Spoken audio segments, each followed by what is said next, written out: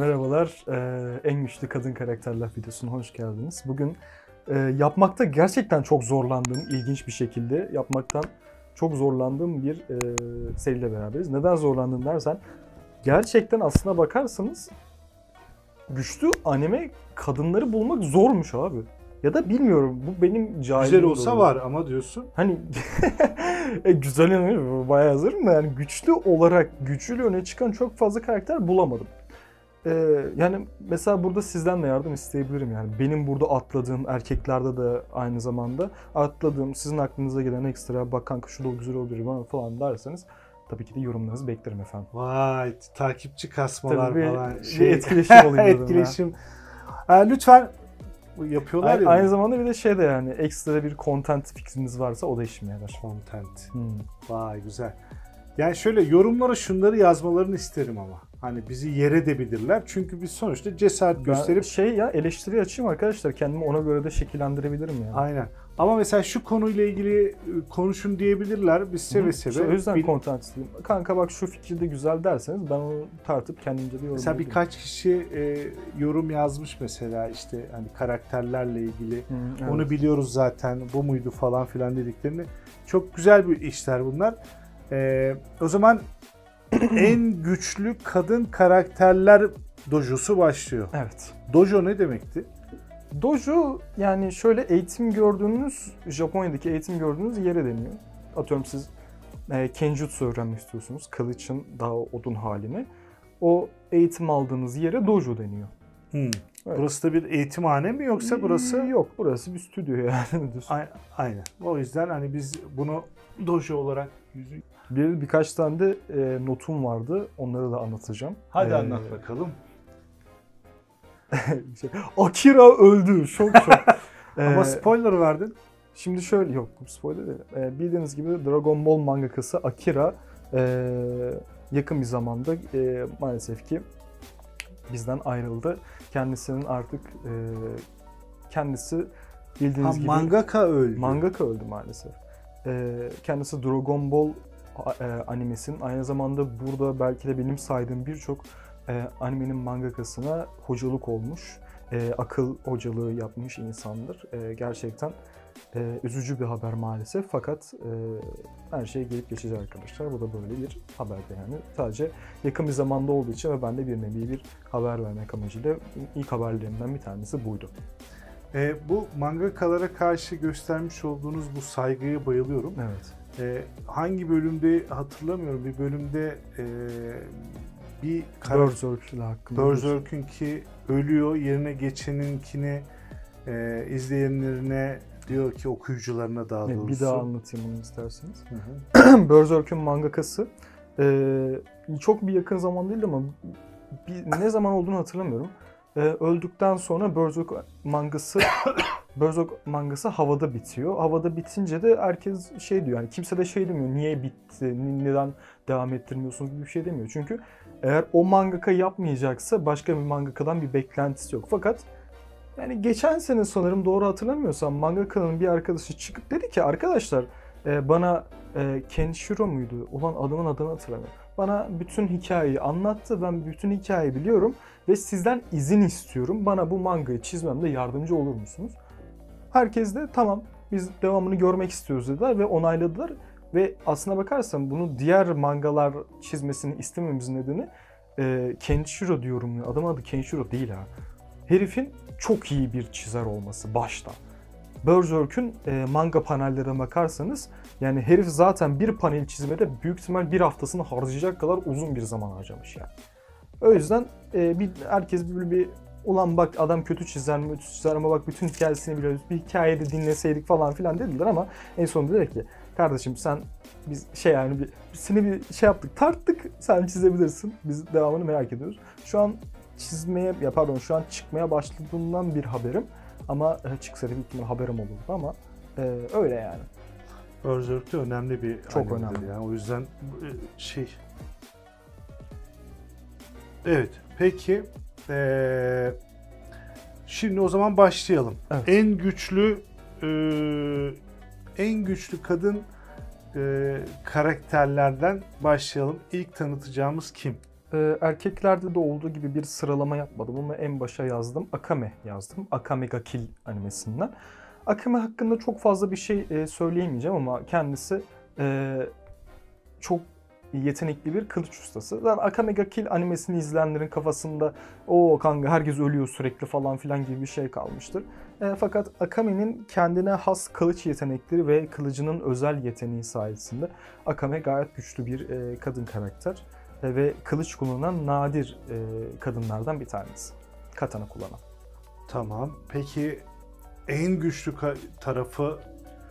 Yani en güçlü tarafı genel olarak yetenekleri, kılıç ustalığı falan diyebilirim. Kılıcının da bir özelliği var. Kestiği şey nasıl diyeyim, ölmek zorunda gibi bir şey yani. Yani onu bir zehirliyor, öyle söyleyeyim. Kılıcının zehri var söyleyeyim.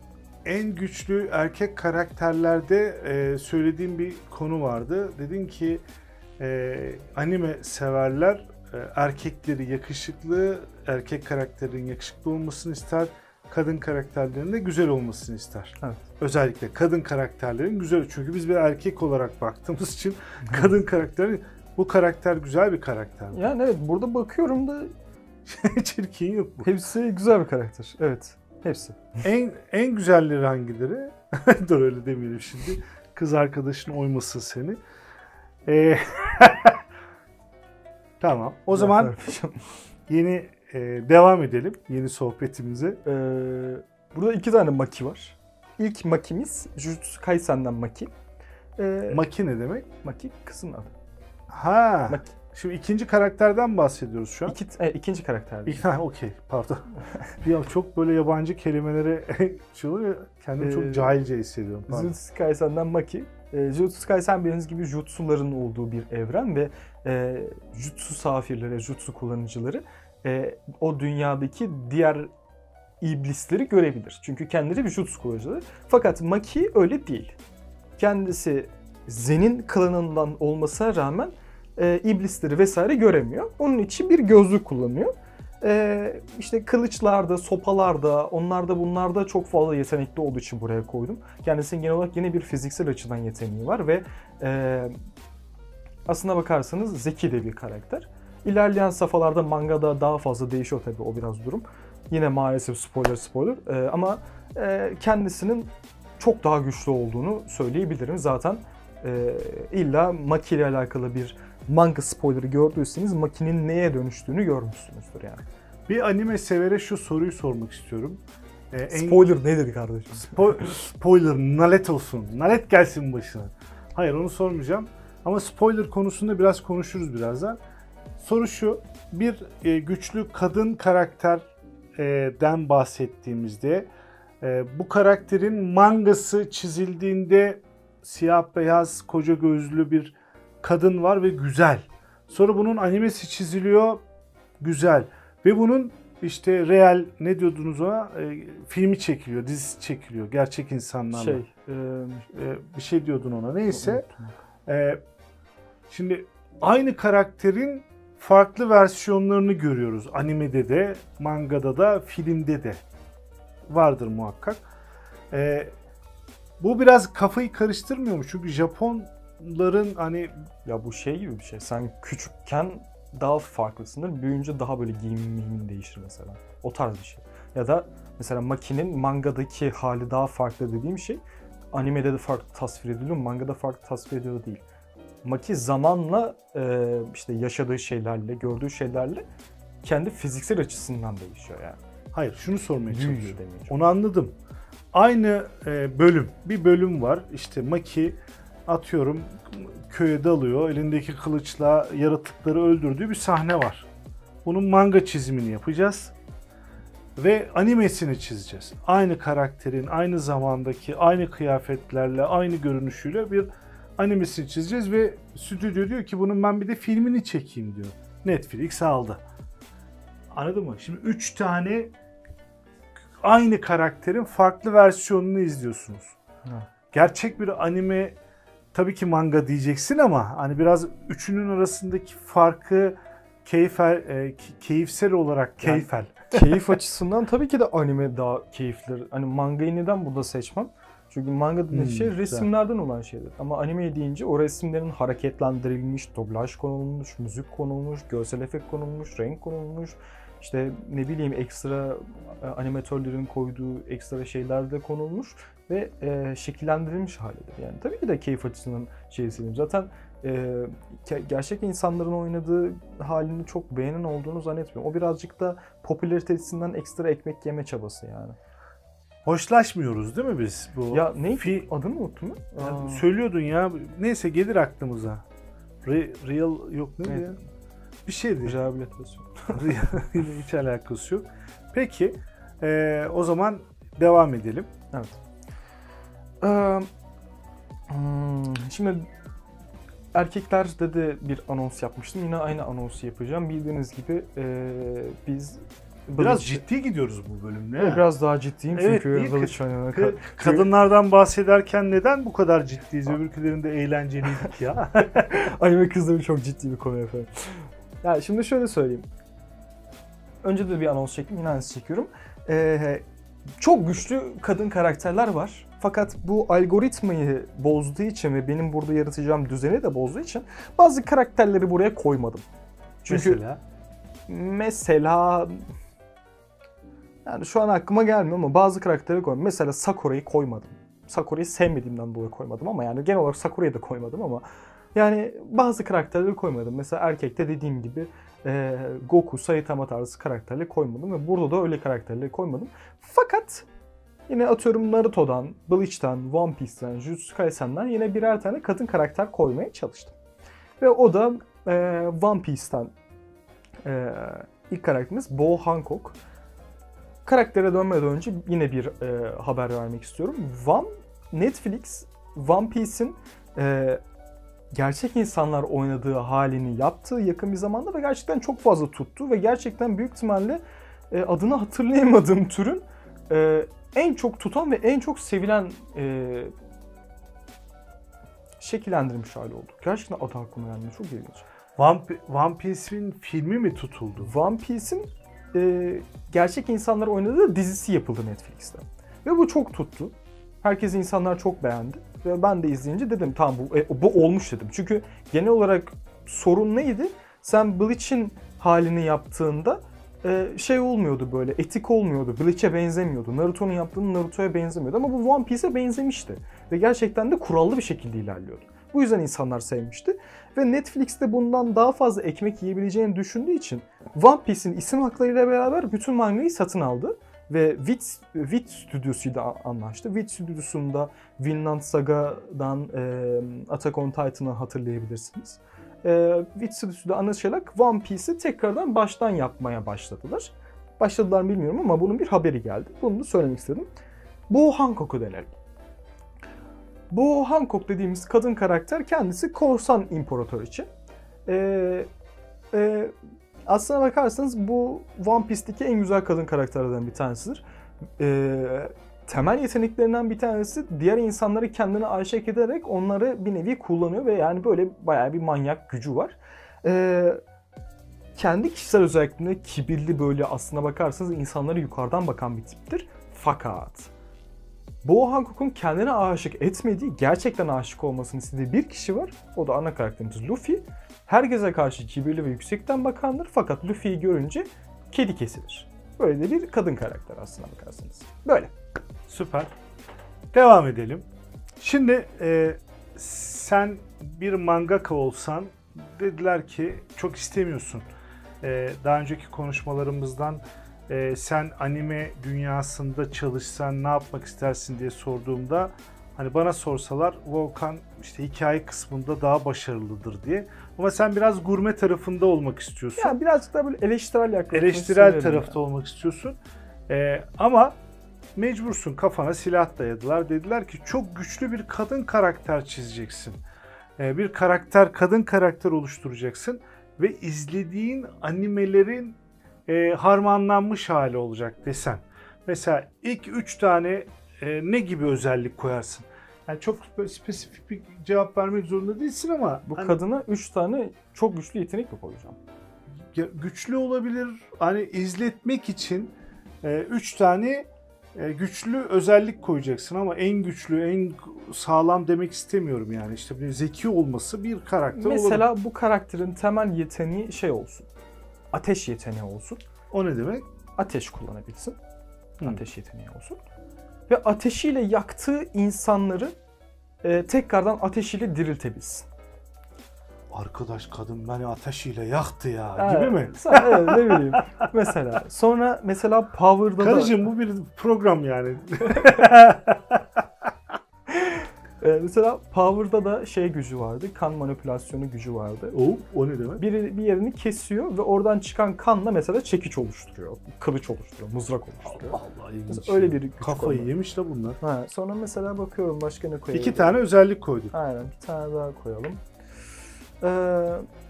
Ve bak dikkat ediyorsan hep bir şiddet gücü, fiziksel güçten, büyüsel güçten bahsediyorsun. Zekasal bir güç koy.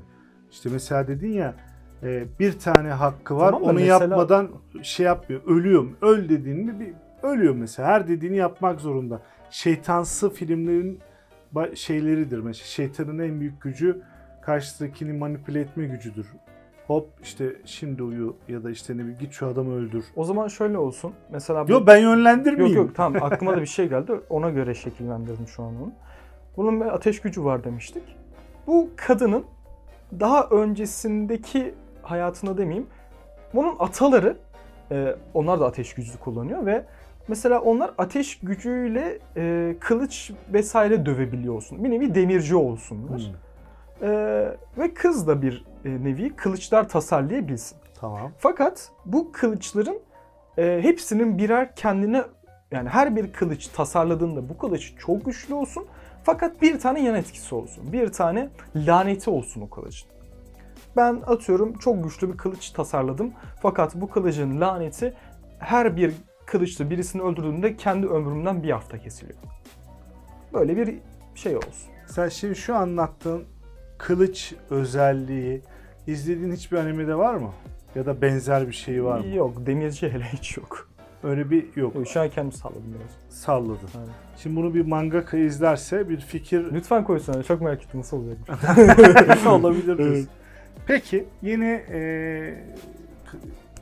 güçlü karakter tanıtalım bir tane daha. Mikasa diyelim. Attack on Titan'dan. Zaten Attack on Titan Mikasa biliyorsun top markası. yani ne alaka bilmiyorum. Ama Mikasa benim gençliğimde çok önemli bir markaydı. İşte benim gençliğimde Mikasa çok önemli bir marka. Değil mi? Sende anime olarak bende de Mikasa top sahibi olmak, Mercedes sahibi olmak. Ulan Mikasa'sı var lan onun. Ana. Ya işte bizim çocukluğumuzda böyle geçti be Volkan. Bizim çocukluğumuzda Mikasa'yla. Mikasa. İkimizin de ortak yanı Mikasa. Özür dilerim buyur. Mikasa Akkaman kendisi Ackerman ailesinden. Tabii Ackerman ailesine ait bir şey yok. Fakat Ackerman soyadını taşıyanlar genel olarak çok güçlü insanlardı. Neden güçlü diyeyim? Şimdi bildiğiniz gibi bu Attack on Titan'da devleri kestiğiniz bir algoritma var. Ve bu devleri kesmek için 3D ateşleyici kullanmanız lazım. Bu buralarına taktıkları, böyle hidrojen pompalayarak uçtukları, bir yerlere kanca atıp onlarla uçup sonra devleri kılıçlarla kestikleri bir şey var. Mikasa da çok yetenekli bu konuda. Çünkü Ackerman ailesinden olduğu söyleniyor. Yani Mikasa'nın genel olarak anlatacağım çok fazla bir şey yok. Mikasa çok yetenekli bir karakter. Mikasa zeki bir karakter. Ve aynı zamanda bu hikayede çok büyük sözü geçen bir karakter. Bilin ana karakterimiz Eren'den dolayı. Ackerman soyadının büyümesi için, yani gözünüzde büyümesi için şöyle de anlatabilirim. Levi diye bir karakterimiz var. Herkes duymuştur artık adını. Levi aynı zamanda o da bir Ackerman ailesinden ve kendisinin kaçtı? 10.000 Titan'a bedel bir gücü olduğu söyleniyor. O kadar yetenekli. Kendisi zaten bir teğmen orada. Ackerman'ın öyle bir ağırlığı var. Öyle. Peki bu karakterde bir özelliğini çıkartmak istesen hangi özelliğini çıkart? Soruyu düzgün soramadım. Mikasa'nın ya da buradaki şöyle bir bütün listene bak. Hani ya şu özelliği biraz abartılı olmuş. Buyur. Mikasa'nın Eren'e salak aşık olmasını çıkartırdı. Gereksiz mi oldu? Yani- Sana mı olsaydı aşık? Gereksiz değil. Ya nasıl açıklasam? Niye Eren'e aşık oluyormuş canım? Ya Allah şimdi Allah şöyle, bunu çoğu kişi onaylamayabilir. Hayır kardeşim, Eren'e aşık değil diyebilir. Ama arkadaşlar, sizin burada savunduğunuz konu Mikasa ile Eren küçükten beri büyüdüler. Onlar kardeş değil. Aralarında bir kan bağı bile yok. Eren küçükken Mikasa'yı kurtardığı için Mikasa beni kurtardı deyip Eren'e aşık oluyor. Ve Allah kahretsin ki bütün dizi boyunca sadece Eren'e aşık olduğundan dolayı Eren bütün dünyanın %70'ini yok ediyor. Abi Türk filmi mi la bu? Yani Türk filminin Japon... Öyle yani, bilmiyorum, çok daha fazla abartmak istemiyorum bu olayı ama Evet. bu şekil. Peki.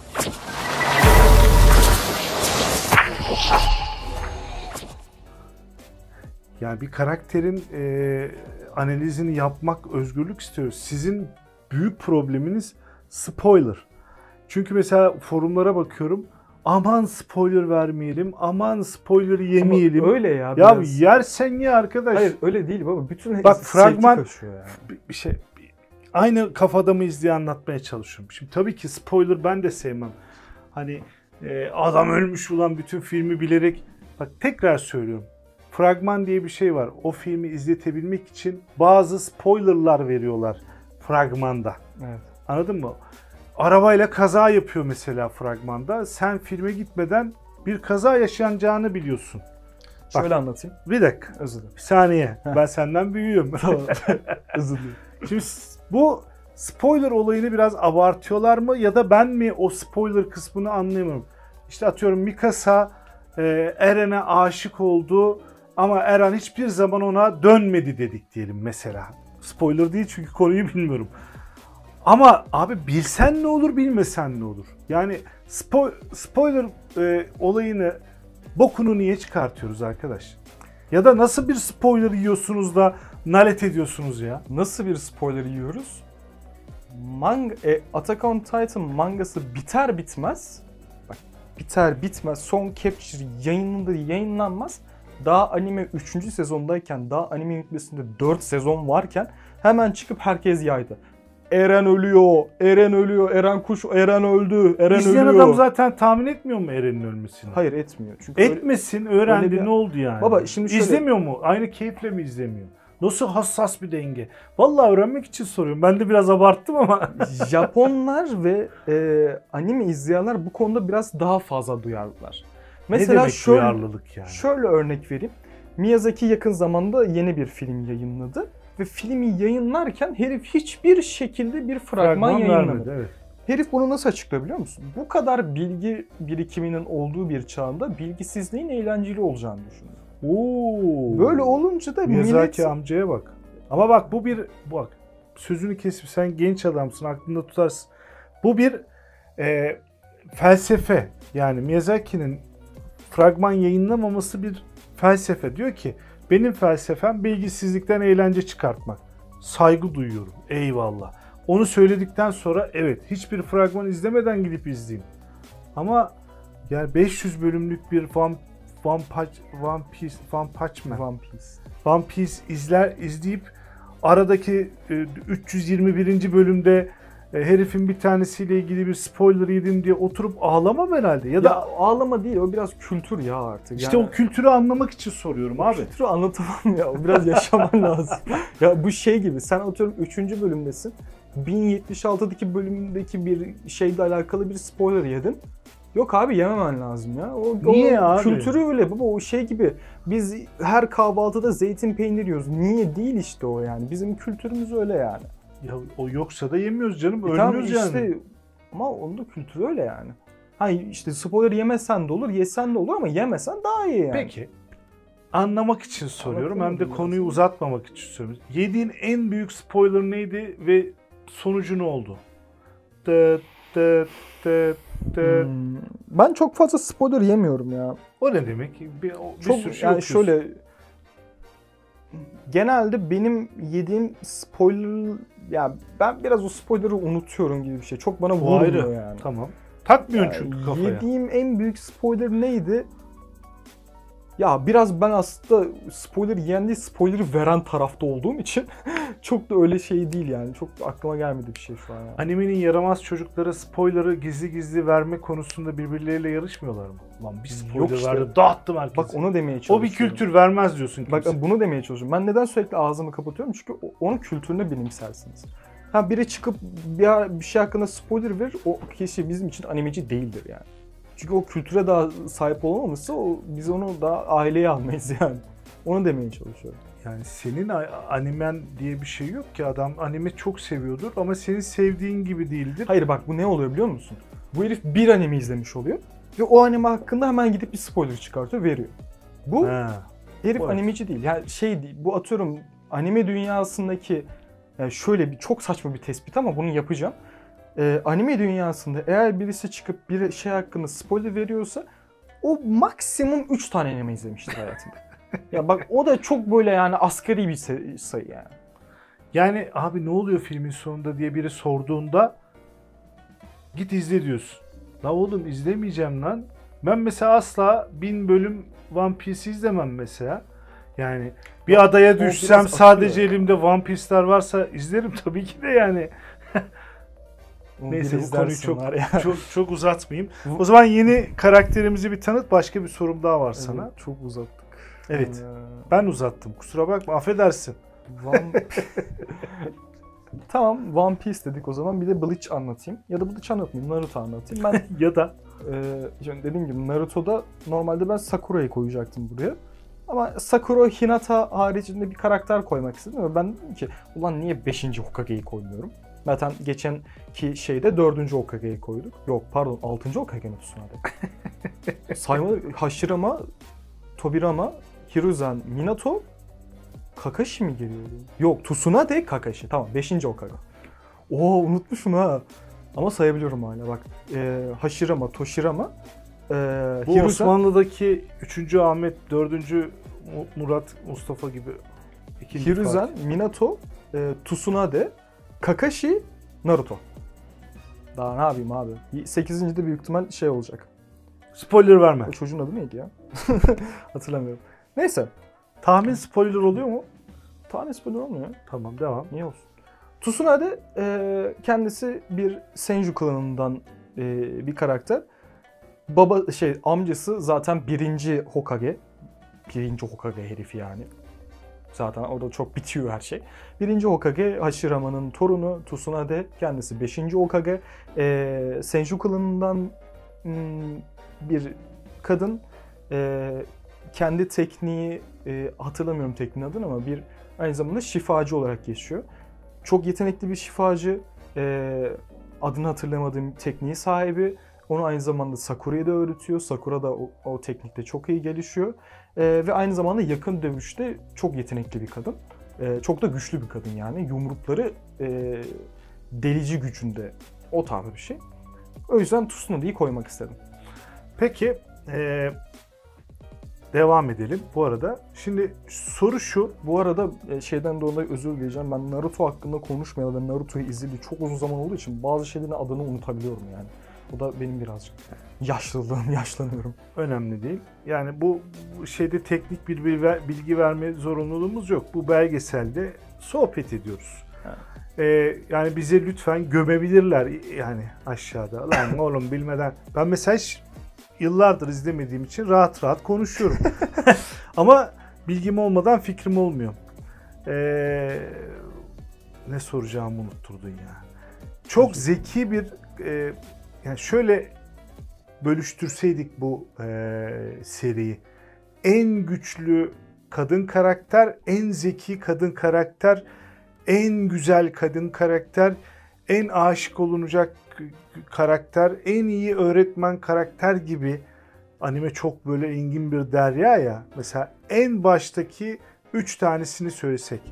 En güçlü yani işte gücü olan, yetenekleri olan karakter diye ayırsak ve en zeki kafasını çalıştıran karakterler diye ayırsak malzeme çıkar mıydı? Ya da en güzel, ya abi bu mal, bu kötü karakter ama çok güzel kadın. Yani bunu izleyen herkes dağılıyor abi. Çok kötü kadın ama mesela böyle ayırmak istesem Evet. malzeme çıkar mı? Tabii canım, zaten enleri yapmamızdaki amaç o yani.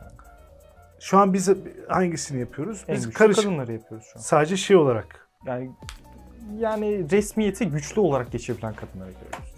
Öyle söyleyeyim. Peki biri kalkıp hayır kardeşim o hiç de güçlü değil aslında orada Ya o biraz kendi fikri olur. fikri olur aynen. Yani çok da bir şey söyleyemem. Mesela ben buraya C2 koymuşum. C2 benim için güçlü bir karakter değil ama ben onu zeki olduğu için, bir tık daha geçmişinin karanlık olduğu için koydum yani. Çok da mesela C2'ya gelelim. Code Geass'taki Geass'la çok büyük bir alakası var. Geass dediğim şey geçenki bölümde de söyledim. Lerüç'ün gözü kendisi emir verdiğinde karşıdaki kişi onu yapma zorunluluğu var. Onun adı Geass. Geass'la alakalı çok büyük bağlantıları var. C2 aynı zamanda bir insan olmadığıyla alakalı bir şey var ve kendi geçmişinden kaynaklı olarak kendi adını da saklıyor. Neden en güçlü kadınlara koydun dersen, burada olmasının hakkı olduğunu düşündüğüm için buraya koydum. Güzel. Genel olarak aslında bakarsanız çok da güçlü bir karakter, yani zeki bir karakter mesela, bu yönden alabilirsiniz ama çok da buraya şey değil mesela yani. Öyle. Mesela. Peki.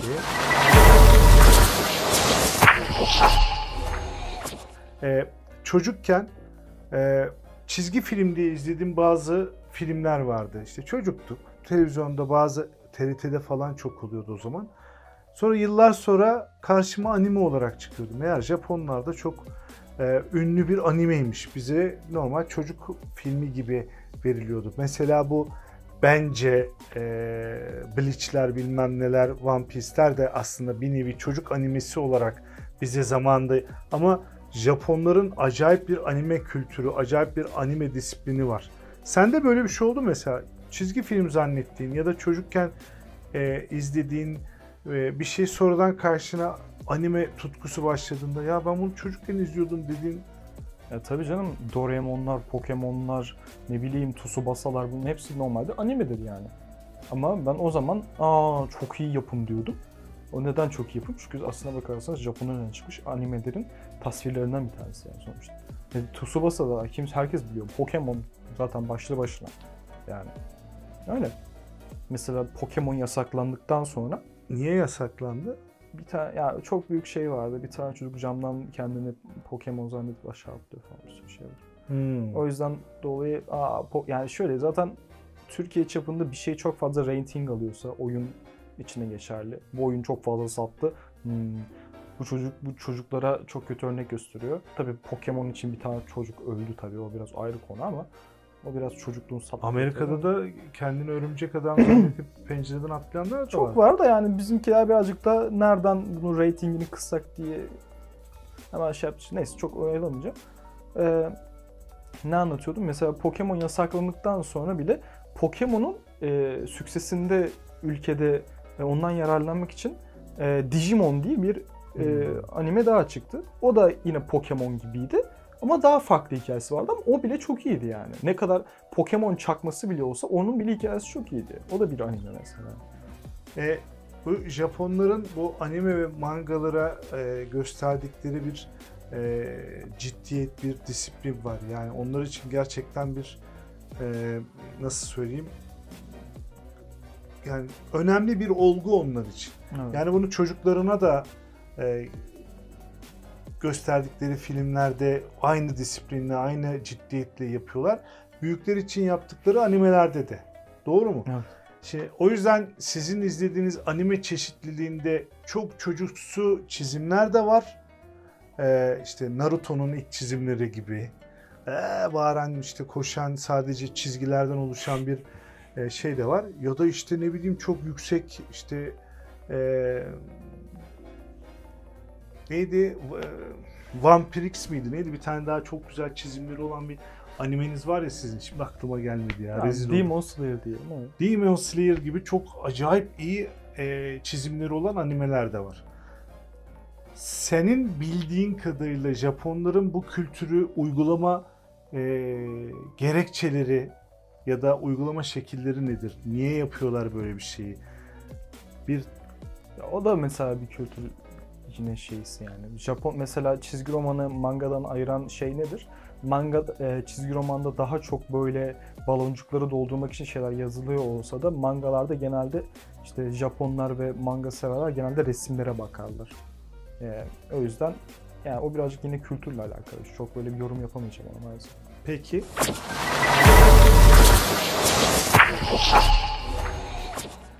İki tane maki var demiştim. Biri maki Jujutsu Kaisen'den, bir maki de Fire Force'tan. Bunu koymak istedim şahsen. Dediğim gibi ben bunları forum sitelerinden baktığım için forum sitesinde makiyi gördüm. Evet bunu da koyabiliriz demiştim. Maki Fire Force'tan bir kadın karakterimiz. Fire Force aslına bakarsanız itfaiyeciliği çok daha farklı bir şekilde yansıtan bir anime. Normalde itfaiye ekipleri nedir? Bir yerde yangın varsa onlara koşup hemen oradaki itfaiyeyi söndürmek içindir. Fakat buradakiler bir tık da ateş çıkartmayla, yani bir tık da o yangını yaratarak yangını söndürmeyle alakalı bir güç animesi.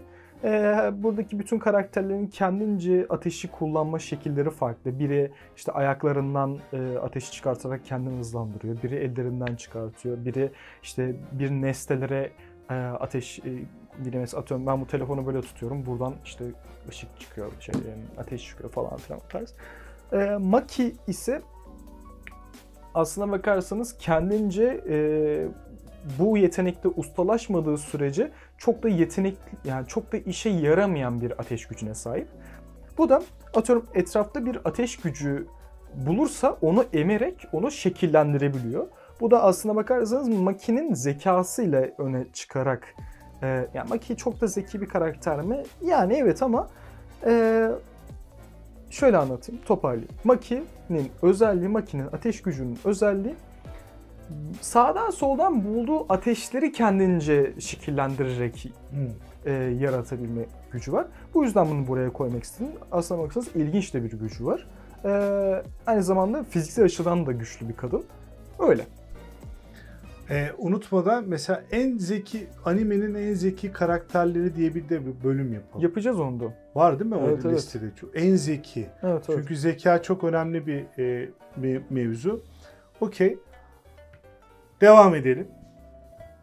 Şimdi iki tane yine çocuksu soru denebilecek soru soracağım.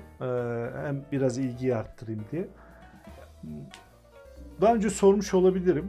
Bunu anlattım deme yani. Yüzüme durmadan vurma yaşlılığımı.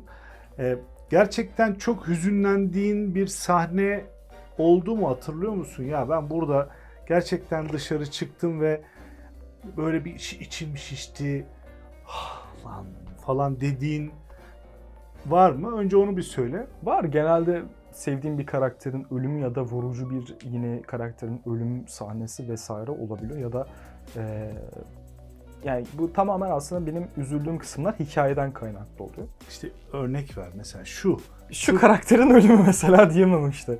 Niye, spoiler mı olur? Ya biz şöyle bir bölüm yapacağız zaten. En vurucu ölüm sahneleri ya da en vurucu güzel. Karakterlerin en vurucu ölümleri tarzı bir şey yapacağız. Orada çoğu karakterin zaten ölümüyle şey var. Yani şöyle bahsedeyim. Siz bir karakterle gerçekten o animeyi izledikçe o karaktere bağlanıyorsunuz ve o karakter böyle gerçekten kendine yakışır bir şekilde öldüğü zaman ölmeyebilir, başına da bir şey de gelebilir. O şey olduğu zaman gerçekten böyle tutamıyorsunuz kendini. Yani ağladığım oldu mu? Oldu. Hüngür hüngür olmasa da böyle gözümden böyle yaşlandı falan oldu yani. Ama söylemeyeceksin. Oraya mı saklıyorsun? Hem oraya saklıyorum hem yine spoiler. O bölüm tamamen spoiler mesela. Çünkü ya arkadaşlar direkt yani. Ben diyeceğim arkadaşlar bu Demon Slayer'dan bir spoiler. Arkadaşlar bu işte atıyorum Line of April'dan bir spoiler falan gibisinden. Güzel, bu konu ve güzel eğlenceli bir konu olabilir. Burada soracağım diğer çocukça soru da şu. Hiç bitmesini istemediğim bir anime var mıydı? Yani devam edenler var ama işte ulan bir sezon mu olur kardeşim?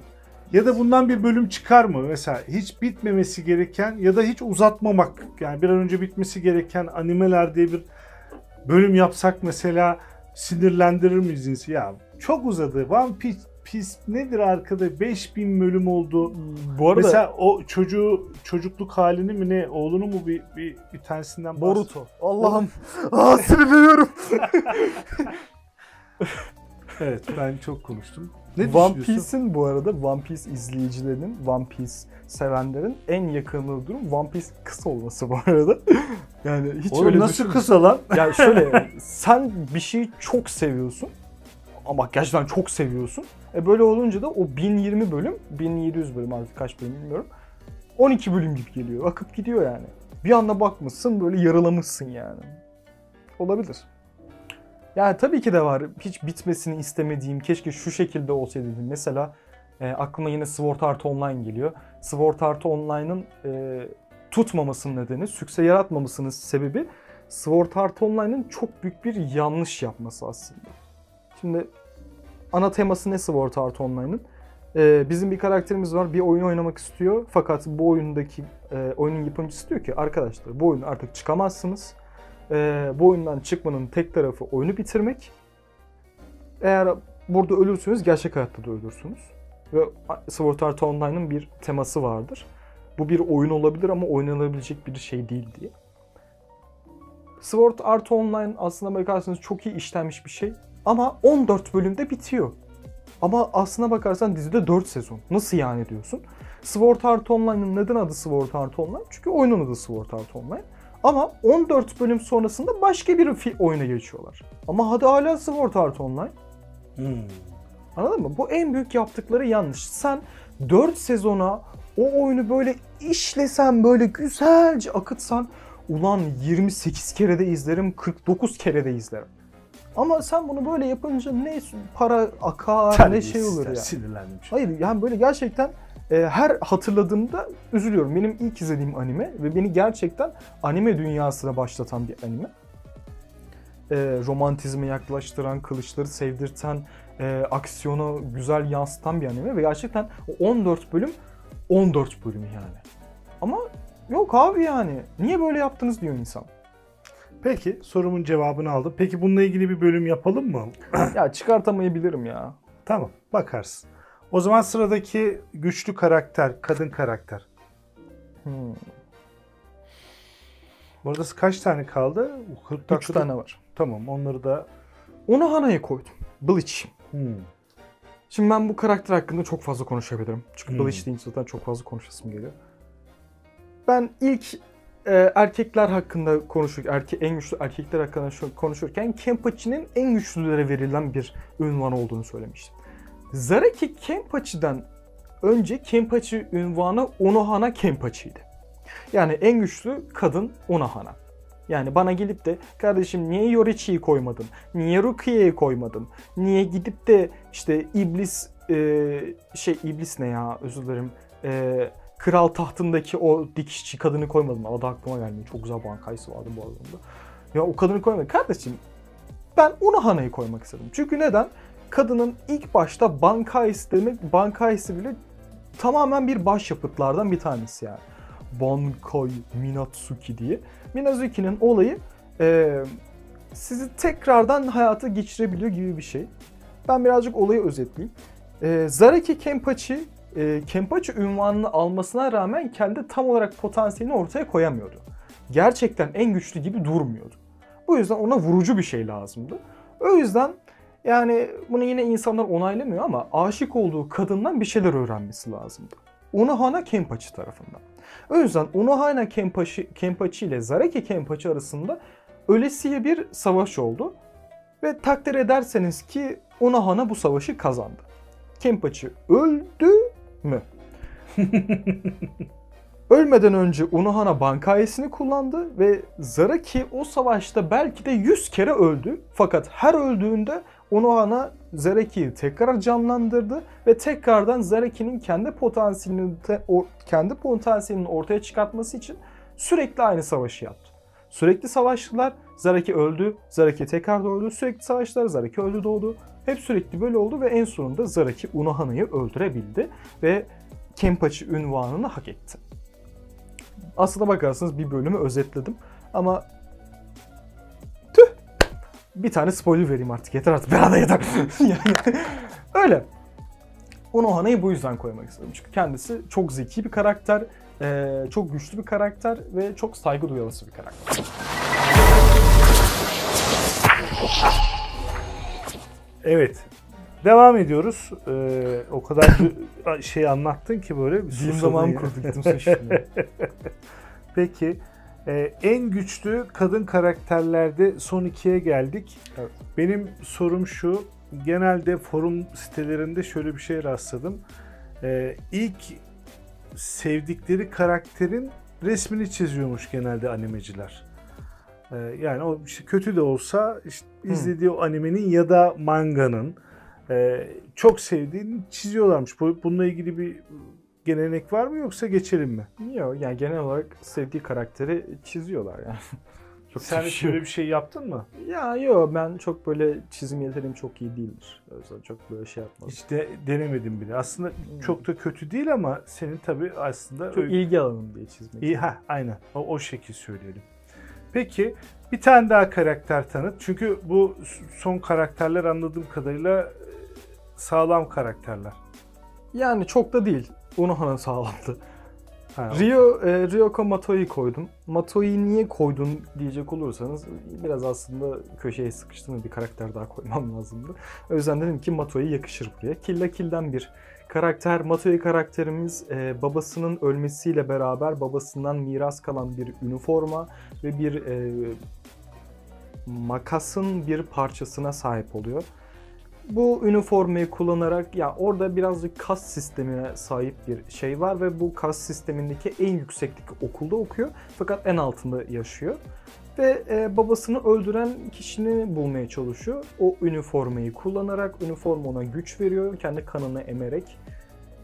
Yani bir sürü karışık şey ve ben bu yani şöyle şunu bahsettim. Şimdi bu kafalarda soru işareti yaratmasın diye söylemeye çalışıyorum. Ben önerdiğim animeler, yani daha önceden bölümler çektik biliyorsunuz. En iyi aksiyon animeleri, en iyi science fiction, en iyi ne bileyim romantik falan bu tarz şeyler yaptık. Ve ben yine oradaki bahsettiğim şeylerden animelerdeki karakterleri seçiyorum. Çünkü burada anlatmak için en bildiğim karakterleri koymam lazım. Ve yani birazcık da böyle şey olsun istemiyorum, anlıyor musunuz? Ulan bu karakteri bilmiyorum ama yani koyayım bak bu da güçlü gibi şey olsun istemiyorum. Hani yaptığım da var tabii, eyvallah, ama şey değil yani. Burada anlatabilmek için en bildiğin karakterlerden güçleri koymaya çalışıyorum. Ama derseniz ki kanka buraya Ryu işte Matoi haricinde bak şunu da koyabilirdin diyebilirsiniz. Yani bunu tamamen yorumlarda da anlatabiliriz. Bunu tartışabiliriz. Ben sizin yorumlarınıza cevap veren insanlardanım yani. Öyle Kill la Kill'deki Ryoko Matoi'yi o yüzden koydum. Evet. Çok konuştum ya. Şimdi son kısma geldiğimizde şimdi sen o kadar güzel karakterlerin